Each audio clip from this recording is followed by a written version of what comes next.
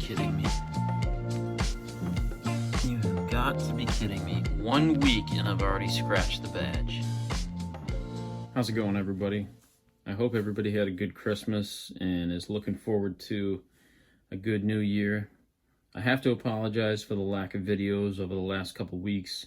I've just been really busy prior to Christmas, picking up a bunch of jobs, doing some extra work, trying to get some extra money to, you know, do my Christmas shopping, getting the tree, getting the presents, doing the last minute things, the cooking, the planning, everything. I just haven't been able to get out a video in the last 3 or 4 weeks.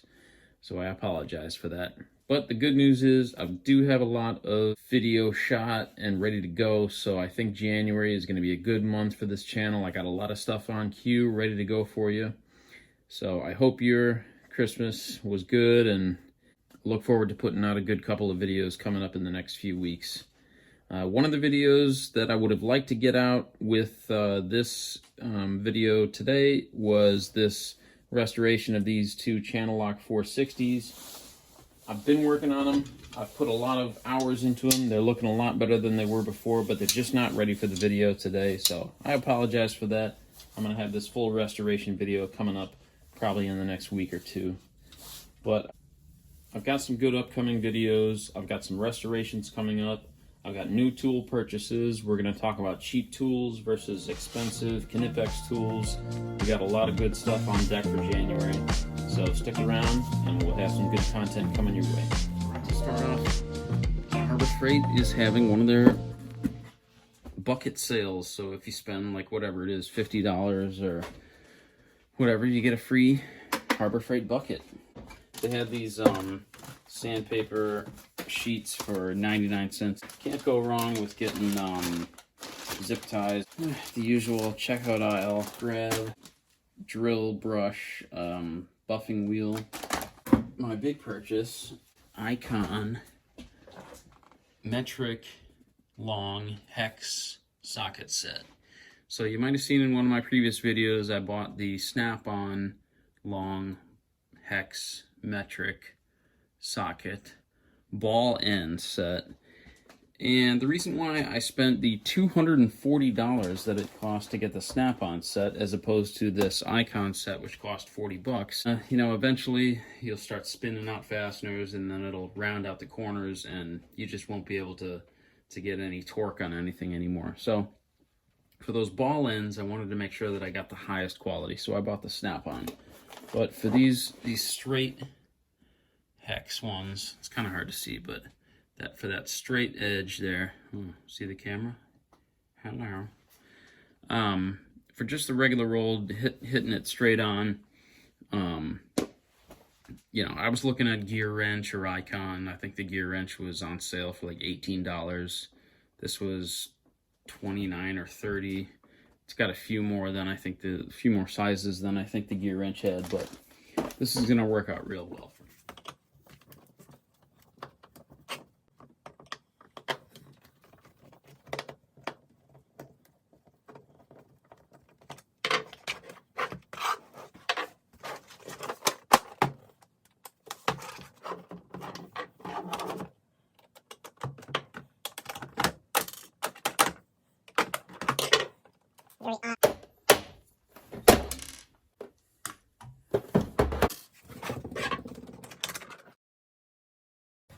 Right, so there we are.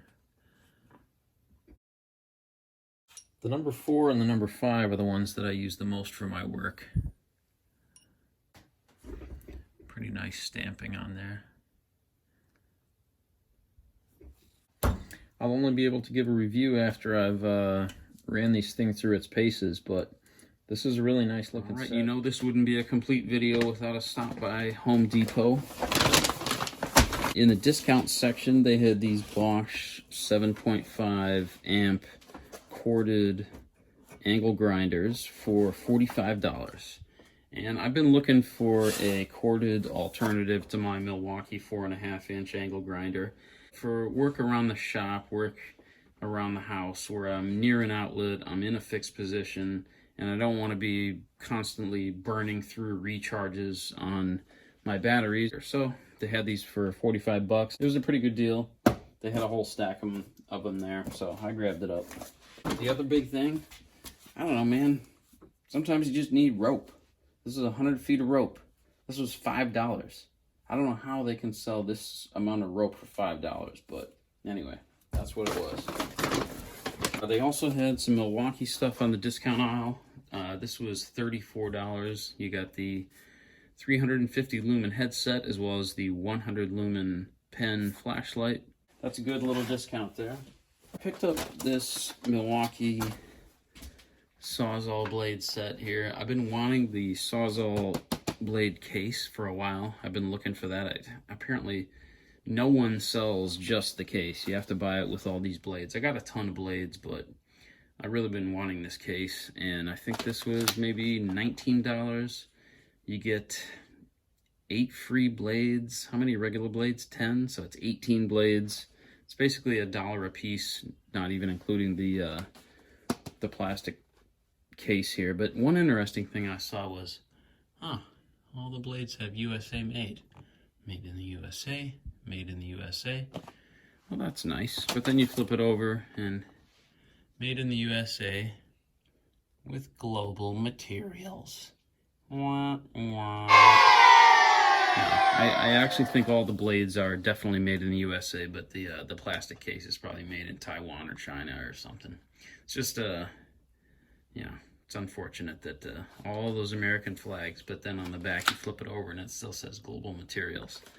But I'm sure that's just the plastic case. So I got this Klein, this is the smaller compact cable cutter. I don't really cut very many wires very often, but every once in a while I do, and in fact, actually right now I do because, well, let me show you. I got this Craftsman table saw from an estate sale for $3, but as soon as I plugged it in, it didn't work. The buttons were totally messed up, and I realized it was just good for scrap. So I cut the cord, I'll pull the copper out, and that's that.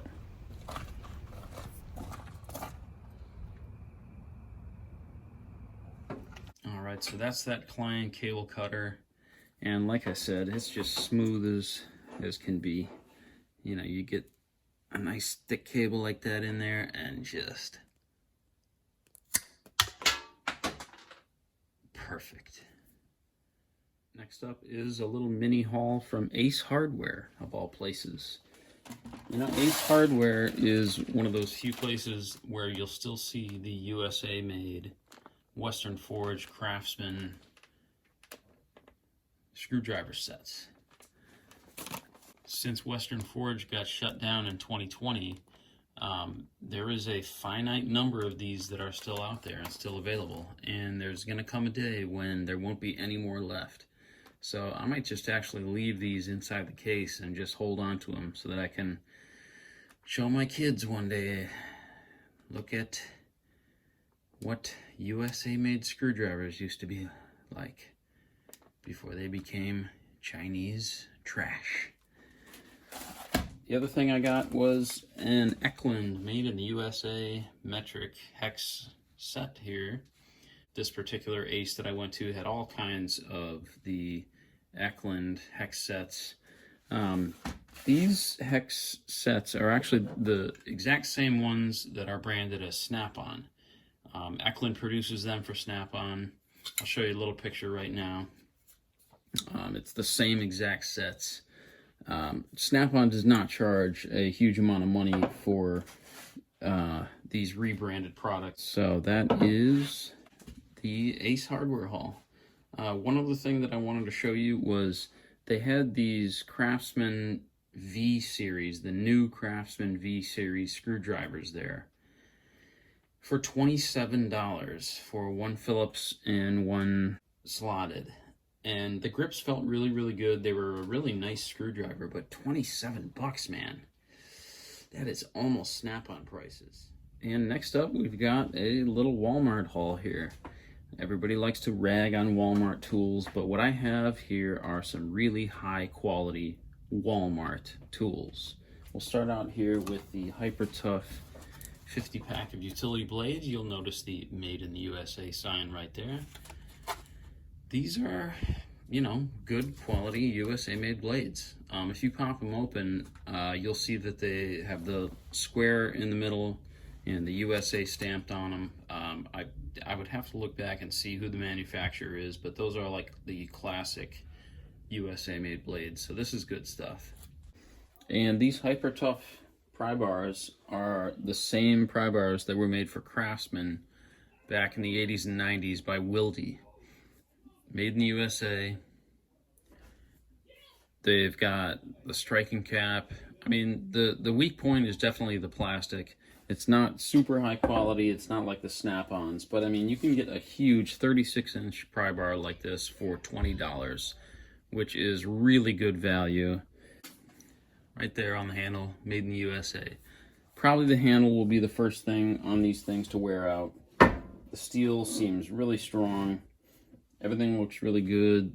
All the angles are, you know, cut well. It's not like rough edges or anything that's really like uncared for. I think these are a great deal from Walmart. This is like 10, that's about 20. I'm not sure if there's a middle, like a 24-inch, but these are definitely a good deal. Why don't we switch things up and do an estate sale? I got all this for 26 bucks. As you know, I like to start out with the power tools. So here we go. We got a Ryobi 18-volt old blue style Sawzall, no battery, and a Ryobi 12-volt drill. We got these hand tools here. We got a carpenter slide rule minus the rule, just a little putty knife, a T-bevel, an 11-in-1, a couple clamps, some butterfly drill bits, a jab saw. I don't know what this is. What is that? A drilling thing? Something to drill with? I don't know. What is this? Really old, no-name slip joint pliers. Actually, it's not slip joint. There's no joint to slip. Maybe if I sanded it down, I might be able to see a name on there, but this is just a really old pair of pliers. Some old Craftsman vanadium, other USA made wrenches. This one's a Williams USA. A small Jorgensen clamp. So that's the highlights from that part of the haul. And this is the other part of that estate sale lot. These two toolboxes. One is Husky Professional, one is just a no-name box with a whole lot of sawdust all over it. So let me put this one aside and I'll show you this one to start. All right, as you can see, this box is in really good condition. The paint is really pretty good. Inside, we've got, again, like a really pretty good condition Husky USA made set here. It's just one of those old, homeowner sets that they used to sell at Home Depot. Clearly it's missing a few things. It's missing a couple sockets. It's missing the ratchet, the 1/4-inch ratchet. It is a 1/4-inch set. But, when you can get something like this for less than, if as much as what it sold when it was on the shelves 30, 40 years ago, it's nice to get it. The thing that I'm the most stoked about this is the box. It's just a really nice, good condition, thin box. So that's really cool. Next is this beat up old looking box here. So let's see what we got in here. Let me kind of unpack this. Let's see if there's anything worth our time in here.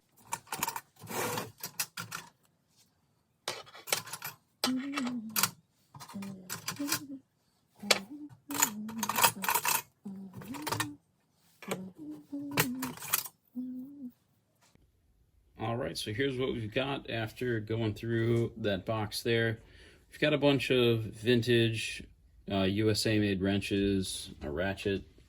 Nothing really special, but just some good old USA made tools. And then we've got these tools right here.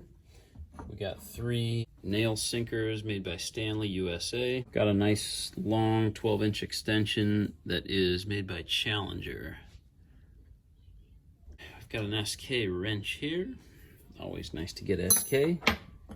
A nice old Craftsman wrench with the corners on the C. Those are nice. The big long underline, that's always a good thing to see. Ford wrench. Billings wrench. Always got to have a Billings in an old toolbox like this. And next up, we've got this Proto toolbox that I got off Facebook Marketplace for $10. And this thing is in really good condition. It really doesn't even need a restoration. Paint is still in really pretty good condition. Nothing's rusted. The drawers work great. I oiled them a little bit, so they're working fantastic. I threw a little of my Plum and Proto wrenches inside.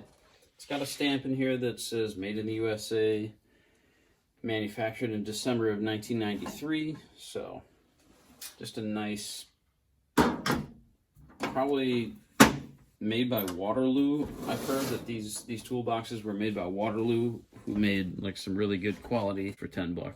So happy to have it. And last but not least, we've got this snap-on vise. 5-inch jaws, swivel base, made in the USA. Weighs about 40 pounds.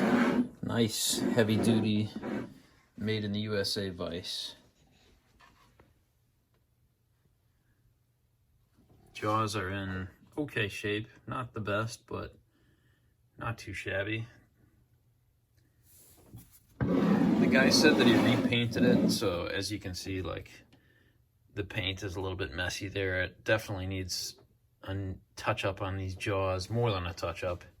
It needs a little bit of work. You can see some more paint kind of got mixed up in there. But the badge is in virtually brand new condition. It looks perfect. Doesn't have any drag marks from this swivel hitting it. It's just an awesome heavy-duty vise. Before I bought it, I looked on eBay to see what these things were going for, and the 5-inch USA made ones were going for about $400 to $450 a piece. Now the brand new snap-ons are actually made in Taiwan, and they go for something like $1,100 each, the 5-inch jaw ones. I mean, just an astronomical inflation of price. I'm not sure if this is the date code. Somebody probably knows, but I see like 12/6/95, so I don't know if that means made in 1995, but it's just nice to get a good old USA made snap-on product here. Just a beautiful piece of machinery. It's a 1750. So I ended up getting this for $250, which is a solid $150 under even the cheapest 5-inch jaw snap-ons on eBay. So I was definitely happy with that. And that is going to round out our video here for today. I hope everybody has a really good Christmas. Very happy New Year. Wish all the blessings on you